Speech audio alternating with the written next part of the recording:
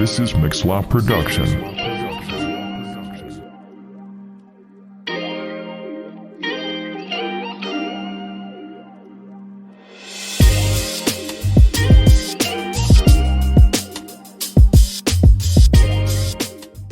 Salut tout le monde, donc on se retrouve déjà pour la partie 2 du découragement dans le combat. Donc j'ai déjà envie de remercier Regina et puis Lenny pour la partie 1. Franchement c'était puissant, c'était un message qui était vraiment encourageant. Et voilà, donc je me présente, je m'appelle Martin, j'ai 17 ans, je sers dans le ministère de la louange et puis je me considère comme un jeune chrétien qui veut vraiment impacter la jeunesse, puisque voilà, genre je suis jeune et j'ai envie d'impacter les gens qui sont autour de moi. Et voilà, je suis pas parfait, mais voilà, j'ai un petit message pour vous. Et puis voilà, je suis accompagné de Samuel et je lui donne la parole. Salut tout le monde, je m'appelle Samuel, j'ai 26 ans. Je sers dans le ministère différents ministères de l'accueil ainsi que de la prédication. Et honnêtement, en tant que jeune de 26 ans, des jeunes adultes de 26 ans, il est important il faut qu'on s'arrête d'être pas fier de ce que Dieu fait pour nous et sortir de notre zone de confort et parler de Dieu en public sans avoir peur. Et c'est pour ça que je fais ça, et honnêtement c'est pour ça que Dieu m'a vraiment mis ça dans le cœur pour partager mon témoignage, ce que je subis actuellement avec vous. En fait, à ce moment-là, comme vous savez tous, moi je suis encore en stage dans une belle organisation internationale. Et en fait, maintenant, je cherche pour la deuxième partie, pour l'élévation dans mon carrière. Et en fait, là, j'avoue, j'ai rencontré beaucoup de découragement. Il y avait des jours que je me suis levé le matin, je ne voulais pas vraiment aller rapporter au travail. Et il y a des jours que tu te sens haut, tu te sens bien. Et en fait, ce que le Seigneur m'en rappelle, c'est dans Jérémie 29, 11, c'est qu'en fait, il a les bons projets qu'il a pour nous. Ils savent le bon projet qu'il a pour nous. Des projets de bon et pas de malheur. Des projets pour nous donner un avenir et un futur. Et en fait, là, c'est que chaque fois que j'entendais cette verset, chaque fois que j'entendais cette verset que quelqu'un, soit je le voyais dans les rues, je disais, ouais, je crois. Mais pourquoi est-ce que tout le monde, même les non-chrétiens, ont quelque chose et moi, j'ai rien? Quand tu continues d'aller plus loin dans le verset, tu vas lire qu'en fait, il est écrit que tu me chercherais et tu me trouverais avec tout votre cœur. Et là, c'était la clé. C'était la clé. Le moment où je me suis arrêté de regarder autour de moi et voir tout le monde et être jaloux de la bénédiction des autres, je me suis remarqué que là, je commençais à voir la bénédiction que j'ai maintenant, mais dans une façon plus profonde. Et Dieu m'a dit, je vais t'ouvrir des portes. Genre, dimanche passé, j'ai eu la bénédiction d'être dans un autre endroit que le Seigneur notre culte. Et Dieu a parlé à une des dames et m'a dit, je vais te essuyer tes larmes. Tu vas commencer à avoir de la joie. Et j'étais là en mode, merci Seigneur, je vais avoir ma joie. Et ça me rappelle vraiment, on a un temps pour tout. Il y a un temps pour servir, il y a un temps pour pleurer, un temps pour la joie, et un temps de différentes choses. Maintenant, c'est mon temps d'attendre. Laisse-moi t'assurer, frère et ma soeur. Attendre, c'est les choses que moi-même, la patience, c'est quelque chose que je maîtrise pas beaucoup.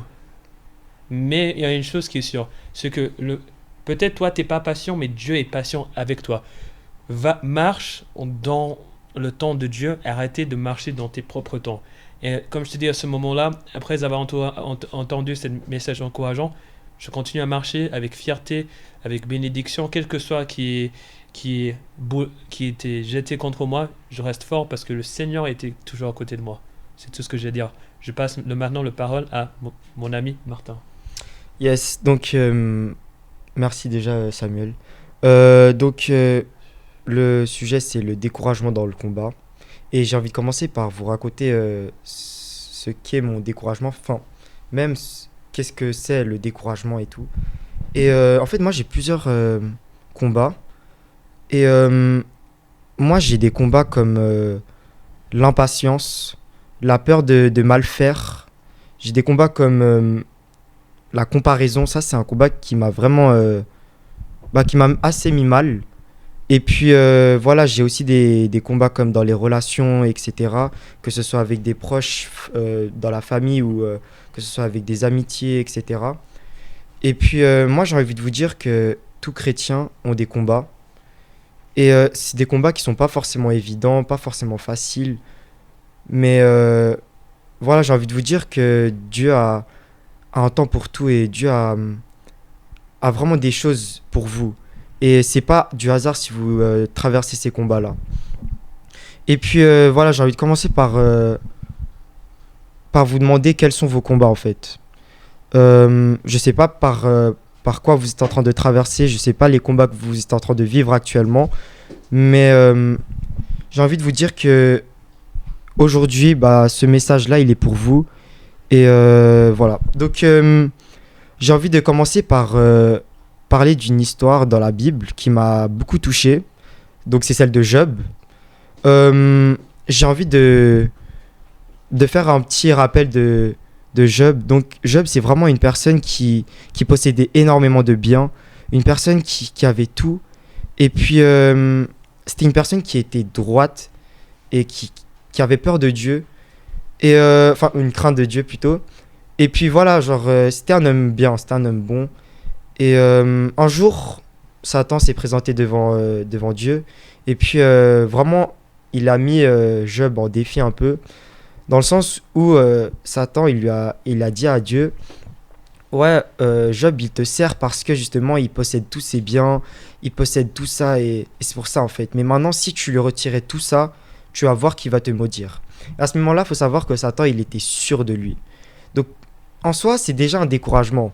Parce que on peut se rendre compte que, en fait, Dieu lui a dit, lui a même donné ce que Job, il possédait.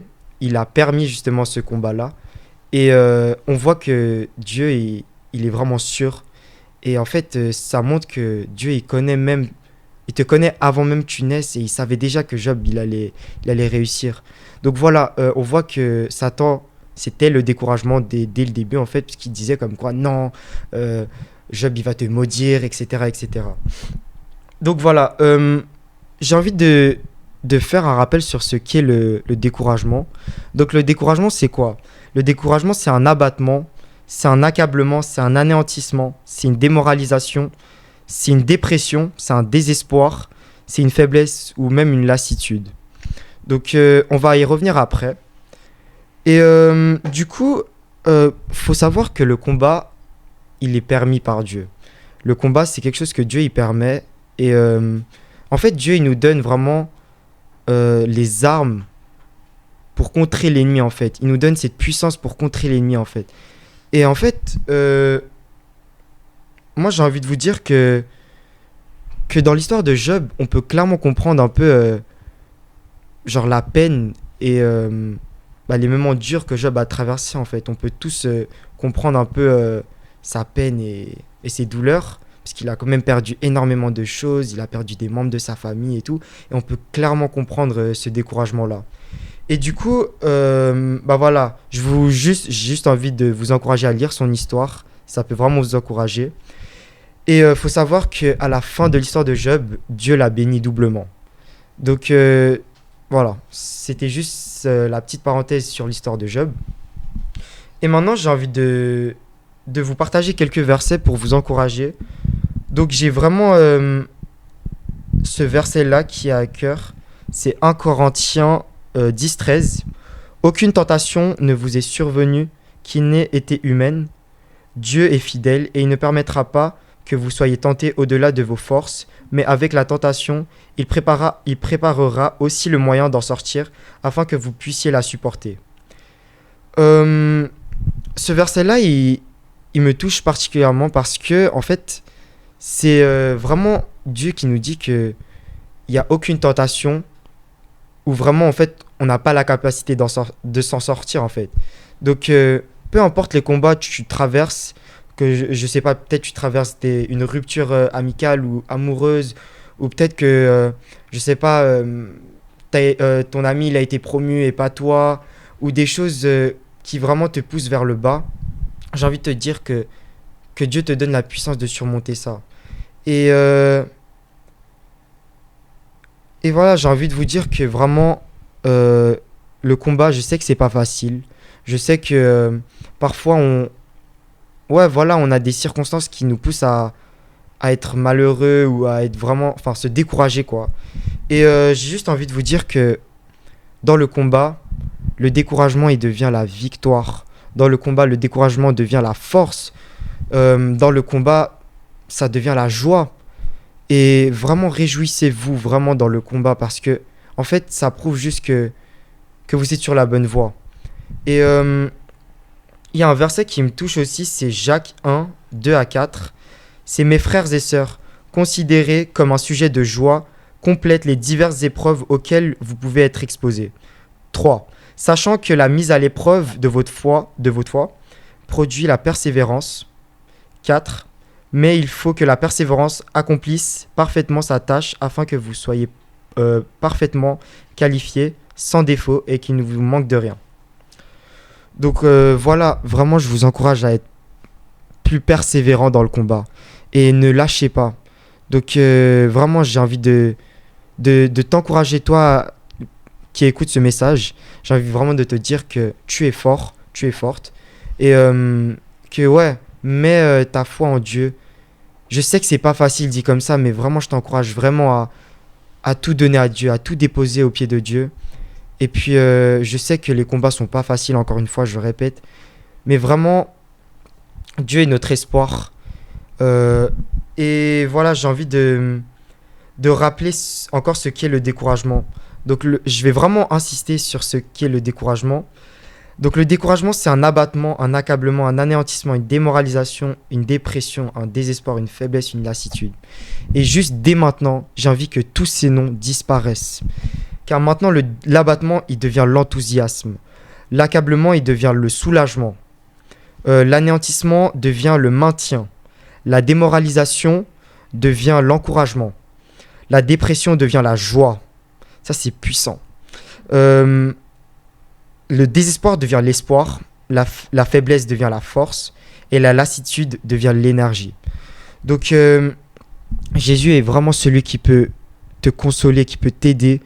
Même si tu es découragé par plusieurs combats, j'ai envie de te dire que Dieu est ta force. Vraiment, Dieu est ta force. Donc voilà, vraiment Dieu est le consolateur. Dieu est celui qui peut vraiment transformer tes combats. Et voilà, vraiment... je prie que quand tu sortiras de ce combat, tu sois plus fort, comme le verset que Regina a cité tout à l'heure. Et puis, moi, j'ai envie de vous dire aussi qu'il y a des temps pour tout. Il y a des temps où Dieu vous demande de marcher. Alors, quand Dieu vous demande de marcher, vraiment ne courez pas. Et puis, il y a aussi cette parole que je dis souvent à mes amis, c'est ne montre pas à Satan combien tes problèmes sont grands, mais montre à tes problèmes combien Dieu est grand. C'est super important parce que ça montre que tu as une différente perspective, tu vois les choses différemment. Et voilà, moi j'ai juste envie de te dire aussi que Satan n'aura plus la force sur ta vie. Et voilà, donc c'était à peu près tout. Et voilà, tu as quelque chose à dire? Non, je pense que tu as tout dit. Et n'oublie pas que Dieu, comme Jésus a marché sur les eaux de son bateau, il peut faire l'impossible dans ta vie. Et juste, il faut avoir la foi dans le désert. Quel que soit le désert, ce que vous êtes en train de traverser, sache que Dieu est toujours là pour toi, il est toujours là pour ta famille, il est là pour tout le monde. Jean 3,16, il est mort sur la croix, pour tout le monde, tu vois, pour qu'il nous donne une vie éternelle. Ça veut dire que quand vous quittez ce monde, vous n'allez pas aller où Satan se trouve, à l'enfer, mais vous allez aller au paradis, d'être proche de Jésus pour toute votre vie. Et j'ai aussi envie de rappeler que c'est dans la faiblesse surtout que Dieu peut te façonner. C'est dans la faiblesse que Dieu peut te révéler des choses. Et vraiment, je t'encourage aussi à savoir la source de ton combat, de savoir pourquoi tu traverses ce combat-là. et de remettre ça à Dieu en fait. Et puis voilà, remets-toi seulement à Dieu. Et Yeah, moi, voilà. depuis mon côté, je pense que tu as tout dit. Je pense qu'on a eu un bon résumé de nos points et Mm. maintenant, il nous reste seulement à faire une chose et la chose le plus importante, c'est de prier. Amen. Et maintenant, je vais laisser cette parole à Martin pour commencer Ok. et je terminerai. Donc, merci Seigneur déjà pour ce moment que tu nous as donné. Merci pour cette parole que tu nous as donnée aussi, Seigneur. Seigneur, c'était vraiment rien de nous, mais c'était tout de toi, Seigneur. Et Seigneur, j'ai envie de te remercier pour ce que tu as fait aujourd'hui, pour le message que tu as apporté. Je prie vraiment que ce message puisse toucher et impacter la vie des gens, que ce soit des gens chrétiens ou même non chrétiens, Seigneur. Je prie que vraiment tu puisses consoler des cœurs, que tu puisses donner le courage et la force dans le combat, Seigneur. C'est un sujet qui touche vraiment beaucoup de chrétiens et je te demande vraiment de nous donner la force, Seigneur. Seigneur, j'ai envie de prier pour les non-chrétiens aussi.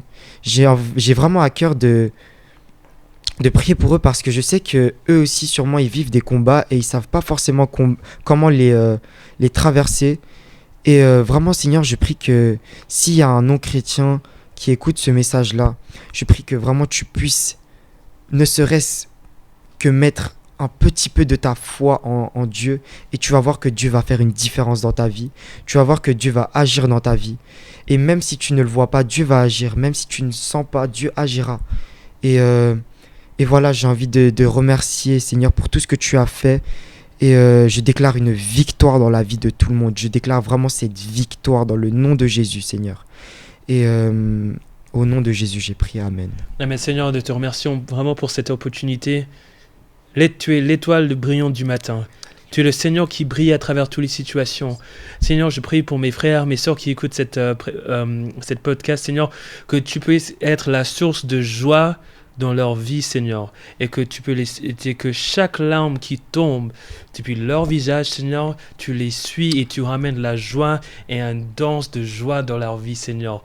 Une joie qu'ils ne comprennent pas où il vient, mais ça vient de toi, Seigneur. Merci pour cette belle opportunité, Seigneur, pour vraiment ramener de l'encouragement à ton peuple, Seigneur, et aussi à les non-chrétiens, Seigneur. Nous te remercions pour tout. Merci pour la joie. Merci pour ta force. Nous t'aimons et on te loue, Seigneur, au nom de Jésus. Amen. Amen. Merci tout le monde. Merci. Sois béni. Je peux vous dire à tous ou pas ?